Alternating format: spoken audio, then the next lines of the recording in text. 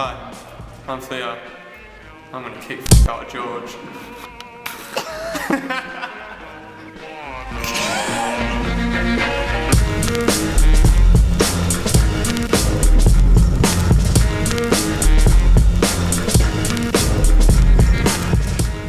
Hi, my name's George from Hardcore Pawns. Today I'll be teaching you how to skip.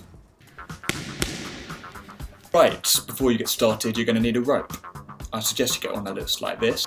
It's called a speed rope and it cost me about £2. Before you start using it, just stretch it under your foot like this. And that just warms up the rope, irons out any kinks. The most common mistake people make when they're jumping rope is jumping too high. Let's hand over to my weird voiceover to explain exactly what I mean. If you look at my toes here, they only just leave the ground, maybe an inch, inch and a half. And once we introduce the rope, we want to keep it just at that level. Don't jump any higher than that. Let's see what happened when Theo had a go.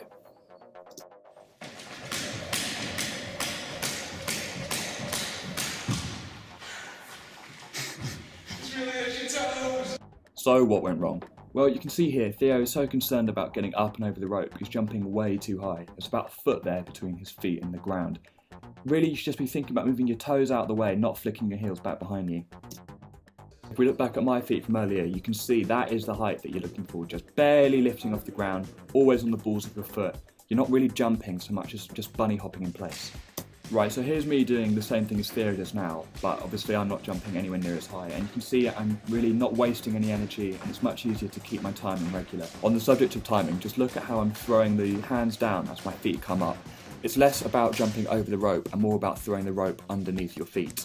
Now we're going to look at a simple drill that will help you skip more like a boxer and less like a 10-year-old girl. It's all about transferring your weight from one foot to the other.